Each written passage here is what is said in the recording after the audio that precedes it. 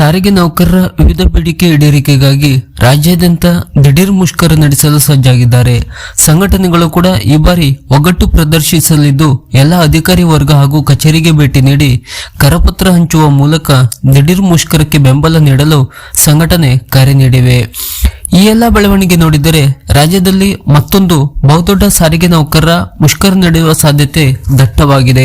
ಹೌದು, ಕರ್ನಾಟಕ ರಾಜ್ಯ ರಸ್ತೆ ಸಾರಿಗೆಯ 4 ನಿಗಮಗಳ ನೌಕರರಿಗೆ 2024 ಜನವರಿ 1ರಿಂದ ಆಗಬೇಕಿರುವ ವೇತನ ಹೆಚ್ಚಳ ಹಾಗೂ 2020 ಜನವರಿ 1ರಿಂದ ಅನ್ವಯವಾಗುವಂತೆ ಹೆಚ್ಚಳವಾಗಿರುವ ಶೇಕಡಾ 15ರಷ್ಟು ಮೂಲ ವೇತನ ಹೆಚ್ಚಳದ 38 ತಿಂಗಳ ಹಿಂಬಾಕಿ ಕೊಡುವಲ್ಲಿ ಮೀನಮೇಷ ಎಣಿಸುತ್ತಿರುವ ಸರ್ಕಾರದ ವಿರುದ್ಧ ಸಾರಿಗೆ ನೌಕರರ ಸಂಘಟನೆಗಳು, ಅದರಲ್ಲೂ ಪ್ರಮುಖವಾಗಿ ಕಾರ್ಮಿಕ ಸಂಘಟನೆಗಳ ಜಂಟಿ ಕ್ರಿಯಾ ಸಮಿತಿ ಯಾವುದೇ ಮುನ್ಸೂಚನೆ ಕೊಡದೆ ದಿಢೀರ್ ಮುಷ್ಕರ ಮಾಡಲು ಸಜ್ಜಾಗಿದ್ದಾರೆ.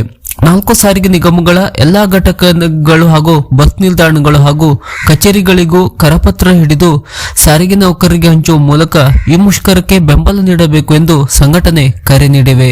ಈ ಹಿನ್ನೆಲೆಯಲ್ಲಿ ಬಹುತೇಕ ಕಾರ್ಮಿಕ ಸಂಘಟನೆಗಳ ಜಂಟಿ ಕ್ರಿಯಾ ಸಮಿತಿಯಲ್ಲಿರುವ ಎಲ್ಲಾ ಸಾರಿಗೆ ಕಾರ್ಮಿಕ ಸಂಘಟನೆಗಳ ಮುಖಂಡರು ರಾಜ್ಯದ 4 ಸಾರಿಗೆ ನಿಗಮಗಳ ಘಟಕಗಳಿಗೆ ಹಾಗೂ ವಿಭಾಗೀಯ ಕಚೇರಿಗಳಿಗೆ ಭೇಟಿ ನೀಡುವ ಕಾರ್ಯದಲ್ಲಿ ನಿರತವಾಗಿದ್ದು, ಕೆಲವರು ದೂರವಾಣಿ ಮೂಲಕ ಸಮಸ್ತ ನೌಕರರನ್ನು ಬೆಂಬಲ ನೀಡುವಂತೆ ಕರೆ ನೀಡುತ್ತಿದ್ದಾರೆ. ಹೀಗಾಗಿ ಯಾವ ಸಮಯದಲ್ಲಿ ಬೇಕಾದರೂ ಬಸ್ಗಳ ಓಡಾಟ ರಾಜ್ಯದಲ್ಲಿ ಸ್ತಬ್ಧವಾಗುವ ಸಾಧ್ಯತೆ ದಟ್ಟವಾಗಿದೆ.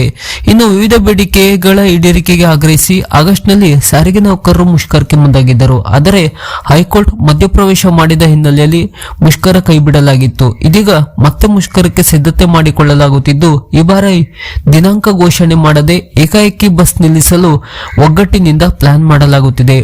ದಿಢೀರ್ ಮುಷ್ಕರ ಮಾಡುವುದರಿಂದ ಪ್ರಯಾಣಿಕರು ಸಂಕಷ್ಟಕ್ಕೀಡಾಗುವ ಸಾಧ್ಯತೆಯೂ ಇದೆ. ಆದರೆ ನಮ್ಮ ಬೇಡಿಕೆಗಳ ಈಡೇರಿಸುವುದಕ್ಕೆ ಸರ್ಕಾರ ಸ್ಪಂದಿಸುತ್ತಿಲ್ಲ. ಆದ್ದರಿಂದ ನಾಡಿನ ಜನತೆ ಸಹಕರಿಸಬೇಕು ಎಂದು ಕೂಡ ಜಂಟಿ ಕ್ರಿಯಾ ಸಮಿತಿ ಮನವಿಯನ್ನು ಮಾಡಿದೆ. ಇನ್ನು ಸಾರಿಗೆ ನೌಕರರ ಬೇಡಿಕೆಗಳ ಸಂಬಂಧ ಇದೇ ಡಿಸೆಂಬರ್ 13ರಂದು ಸಾರಿಗೆ ಸಚಿವರ ಜೊತೆಗೆ ಸಭೆ ಕೂಡ ನಡೆದಿತ್ತು. ಆದರೆ ಬೇಡಿಕೆಗಳ ಈಡೇರಿಕೆಗೆ ಸಂಬಂಧ ಒಮ್ಮತಕ್ಕೆ ಬಾರದ ಹಿನ್ನೆಲೆ ಮತ್ತೆ ಮುಷ್ಕರಕ್ಕೆ ಸಾರಿಗೆ ನೌಕರರು ಮುಂದಾಗಿದ್ದಾರೆ.